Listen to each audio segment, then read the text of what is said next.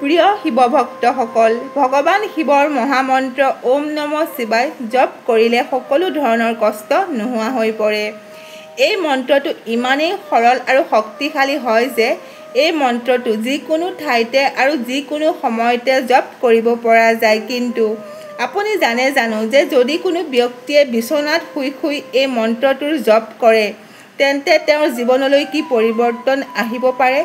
গতিকে আজি আমি আপোনালোকক এক প্ৰেৰণাদায়ক কাহিনীৰ কথা ক'ম, য'ত ভগৱান শিৱই মাতা পাৰ্বতীক এই ৰহস্যৰ কথা কৈছিল যে শোৱাৰ সময়ত ওম নমঃ শিৱায় জপ কৰিলে জীৱনত কি পৰিৱৰ্তন আহে। ভিডিঅ'টোৰ মাজলৈ যোৱাৰ আগতে আপোনালোকৰ ওচৰত এটা সৰু অনুৰোধ। যদি আপোনালোক আমাৰ এই চেনেলটোলৈ নতুনকৈ আহিছে তেন্তে আমাৰ এই ভিডিঅ'টো লাইক কৰি আন 10জনে উপকৃত হ'ব পৰাকৈ ভিডিঅ'টো শ্বেয়াৰ কৰি দিয়ে যেন। আৰু যদি আপুনি ভগৱান ভোলেনাথৰ প্ৰিয় ভক্ত হয় তেন্তে কমেণ্ট বক্সত হৰ হৰ মহাদেৱ বুলি লিখি দিবলৈ পাহৰি নাযাব। তেন্তে আহক ভিডিঅ'টো আৰম্ভ কৰোঁ। প্ৰিয় বন্ধু বান্ধৱীসকল, তেন্তে আহক আৰম্ভ কৰোঁ সেই পবিত্ৰ কাহিনীটো, য'ত লুকাই আছে গভীৰ ৰহস্য। কিন্তু ইয়াৰ আগতে সকলো দৰ্শকলৈ নিবেদন জনালোঁ যে ভিডিঅ'টো যাতে সম্পূৰ্ণকৈ চায়, যাতে আপুনি সম্পূৰ্ণ জ্ঞান ল'ব পাৰে, কাৰণ আধা জ্ঞান বিহৰ সমান হয়। কাহিনীটো সেই সময়ৰ হয় যেতিয়া কৈলাশ পৰ্বত চন্দ্ৰৰ পোহৰত জিলিকি আছিল, হিমালয়ৰ চাৰিওফালে শান্ত আছিল আৰু ঠাণ্ডা বতাহে ভগৱান শিৱৰ জটাৰ চাৰিওফালে ঘূৰি খেলি আছিল। ভগৱান শিৱ ধ্যানত লীন হৈ আছিল আৰু মাতা পাৰ্বতী তেওঁৰ কাষতে বহি আছিল। কিন্তু আজি মাতাৰ মনটো অলপ অশান্ত হৈ আছিল। তেওঁৰ মুখত গভীৰ চিন্তাৰ ৰেখা আছিল। ভগৱান শিৱই তেওঁৰ তৃতীয় চকুটো খুলিলে আৰু হাঁহি মাৰি ক'লে, হে দেৱী, কি ভাবি আছা? তোমাৰ মনটো আজি চঞ্চল কিয় হৈ আছে? মাতা পাৰ্বতীয়ে হাতযোৰ কৰি বিনম্ৰ সুৰেৰে ক'লে, হে নাথ, এটা প্ৰশ্নই মোৰ মনটোক খুলি খাই আছে। কেইদিনমানৰ পৰা এটা প্ৰশ্নই মোক বহুত আমনি কৰি আছে। যদি আপুনি আজ্ঞা দিয়ে তেন্তে মই সোধোঁ। মহাদেৱে শান্ত সুৰেৰে ক'লে, নিসংকোচৰে সোধা পাৰ্বতী, তোমাৰ সকলো প্ৰশ্ন মোৰ বাবে মহত্বপূৰ্ণ হয়। তেতিয়া পাৰ্বতীয়ে ক'লে যে এই কথাটো সকলোৱে জানে যে যিসকল মনুষ্যই বিধিমতে পূজা কৰি সাৰে থাকি শুদ্ধ মনেৰে ওম নমঃ শিৱায় জপ কৰে তেওঁ আপোনাৰ আশীৰ্বাদ প্ৰাপ্তি কৰেনে? কিন্তু যদি কোনো ভাগৰুৱা ব্যক্তিয়ে ৰাতি বিচনাত শুই বিনা কোনো বিধি, বিনা কোনো স্নান নকৰাকৈ বছ মনৰ ভিতৰতে এই মন্ত্ৰটো জপ কৰে তেন্তে তেওঁৰ ভক্তিও আপোনাৰ হৃদয়লৈ আহে নেকি? ভগৱান শিৱই হাঁহি মাৰি ক'লে, দেৱী, তুমি বহুত সুন্দৰ প্ৰশ্ন সুধিছা। ইয়াৰ উত্তৰ মই তোমাক এটা কাহিনীৰ মাধ্যমেৰে দিম। ধ্যান দি শুনা, কিয়নো এই কাহিনীটোত নে কেৱল তোমাৰ উত্তৰ লুকাই আছে, লগতে এইটোও জনোৱা হ'ব যে শোৱাৰ সময়ত ওম নমঃ শিৱায় জপ কৰিলে কি পৰিৱৰ্তন আহে। বহু বছৰৰ আগতে হিমালয়ৰ ওচৰত নীলকণ্ঠ নামৰ এখন সৰু গাঁও আছিল। এই গাঁওখনত এজন দুখীয়া ব্ৰাহ্মণে বাস কৰিছিল, যাৰ নাম আছিল ৰঘু।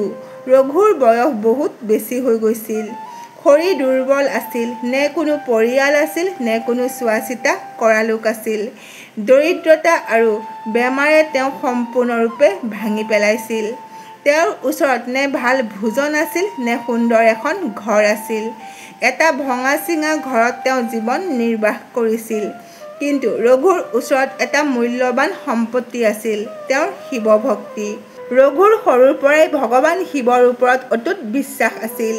তেওঁৰ মাকে তেওঁক ভগৱান শিৱৰ কাহিনী শুনাইছিল। তেওঁক শিকাইছিল যেতিয়াই জীৱনলৈ সংকট আহিব তেতিয়া ওম নমঃ শিৱায় জপ কৰিবা। ৰঘুৱে এই মন্ত্ৰটোক তেওঁৰ জীৱনৰ আধাৰ বনাই লৈছিল আৰু যেতিয়া তেওঁ বৃদ্ধ হৈ পৰিছিল তেতিয়া তেওঁৰ মন্দিৰলৈ যোৱাৰ শক্তিও নাছিল। তেতিয়া তেওঁ প্ৰত্যেক দিনাই তেওঁৰ ভঙা বিচনাখনত শুইছিল, চকু বন্ধ কৰিছিল আৰু মনৰ ভিতৰতে ওম নমঃ শিৱায় মন্ত্ৰটো জপ কৰিবলৈ আৰম্ভ কৰি দিছিল।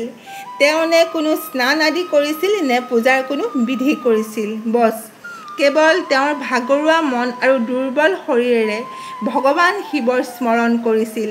গাঁৱৰ লোকসকলে তেওঁক ঠাট্টা কৰিছিল আৰু কৈছিল যে প্ৰভু এয়া কেনেকুৱা ভক্তি হয়, শুই শুই মন্ত্ৰ জপ কৰে, নে মন্দিৰলৈ যায় নে পূজা কৰে, কিন্তু ভগৱানে জানো এনেকুৱা ভক্তিত প্ৰসন্ন হ'ব? ৰঘুৱে শান্ত সুৰেৰে কয়, মই বৃদ্ধ হৈছোঁ, মোৰ ওচৰত নে শক্তি আছে নে সময়, কিন্তু মোৰ মন ভগৱান শিৱৰ চৰণত সমৰ্পিত হয়। হয়তো মোৰ এই ভক্তি মোৰ প্ৰভুৰ ওচৰলৈ যায়।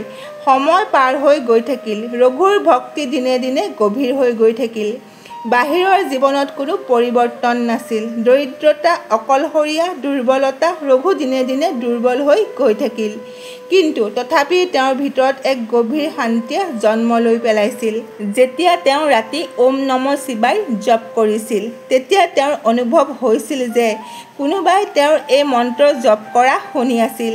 তাৰ পিছত আহিল পূৰ্ণিমাৰ ৰাতি। চন্দ্ৰৰ পোহৰে ৰঘুৰ জুপুৰিটো আৱৰি ধৰিছিল। ৰঘুৱে প্ৰত্যেক দিনাৰ দৰে সেইদিনাও জপ কৰিবলৈ আৰম্ভ কৰিলে। মন্ত্ৰত মগ্ন হৈ থকা ব্যক্তিজনে হঠাৎ এক সুগন্ধ অনুভৱ কৰিলে। চন্দন আৰু পুষ্পৰ সুগন্ধ আছিল সেয়া। ৰঘুৱে চকু খুলিলে। সন্মুখত স্বয়ং ভগৱান শিৱ থিয় হৈ আছিল। তেওঁৰ মূৰত চন্দ্ৰমা, গংগা তেওঁৰ জটাৰ পৰা বৈ আছিল। ৰঘুৱে কঁপি কঁপি ক'লে যে হে প্ৰভু, এইটো সপোন নেকি? তেতিয়া ভগৱান শিৱই ক'লে যে ৰঘু, এইটো সপোন নহয়। তুমি মোক শৰীৰেৰে নহয়, তোমাৰ মন আৰু আত্মাৰ পৰা মাতিছা। তোমাৰ প্ৰত্যেকটো জপ মোৰ ওচৰলৈ গৈছে। তোমাৰ সমস্ত পাপ শেষ হৈ গৈছে। তোমাৰ আত্মাৰ মুক্তি হ'ব।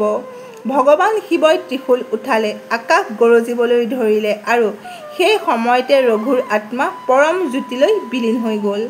মাতা পাৰ্বতীৰ চকু চকুলোৰে ভৰি আছিল। তেওঁ ক'লে, নাথ, মই এতিয়া বুজি পালোঁ যে সঁচা ভক্তি কোনো বিধিৰ ওপৰত নিৰ্ভৰ নকৰে।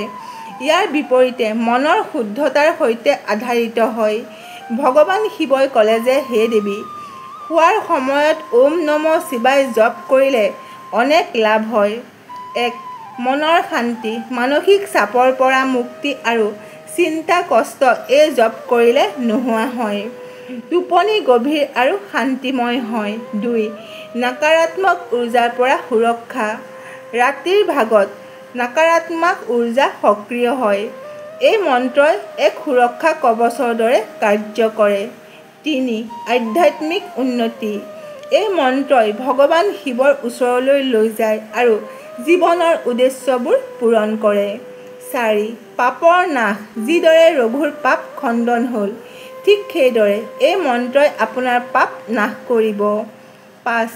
স্বাস্থ্যৰ লাভ, মানসিক চাপৰ পৰা মুক্তি, ব্লাড প্ৰেছাৰ নিয়ন্ত্ৰিত হয় আৰু গভীৰ টোপনিৰে শৰীৰ উৰ্জাবান হৈ থাকে। ৬. সপোনত দিব্য অনুভৱ, ভগৱান শিৱৰ দৰ্শন বা আধ্যাত্মিক সংকেত পোৱাৰ সম্ভাৱনা থাকে। ৭. ভাগ্যৰ উদয়, ৰৈ থকা কাৰ্য সম্পন্ন হয়, ভাগ্যই ছাপোৰ্ট কৰে। ভগৱান শিৱই ক'লে, এই মন্ত্ৰই প্ৰত্যেক এনেকুৱা ব্যক্তিক লাভ দিয়ে যিয়ে এই মন্ত্ৰটো শুদ্ধ মনেৰে জপ কৰে, লাগিলে তেওঁ যেনেকুৱা অৱস্থাতেই নাথাকক কিয়। পাৰ্বতীয়ে মূৰটো লৰালে আৰু ক'লে, নাথ, এতিয়া মই জানিলোঁ ভক্তিত কোনো বন্ধন নাথাকে। গতিকে বন্ধুসকল, এইটোৱে আছিল ৰঘুৰ কাহিনী আৰু ওম নম শিৱায় মন্ত্ৰৰ মহিমা। যদি আপোনাৰ ওচৰত সময় নাই, সাধনা নাই, কোনো শক্তি নাই, তেতিয়াও চিন্তা নকৰিব। প্ৰত্যেক দিনাই ৰাতি শোৱাৰ আগতে এই মন্ত্ৰটো জপ কৰক। ৫ বাৰ, ১০ বাৰ বা ১৭ বাৰ, যেতিয়ালৈকে টোপনি নাহে, এই মন্ত্ৰটোৱে আপোনাৰ জীৱনটো সলনি কৰি দিব পাৰে। হৰ হৰ মহাদেৱ।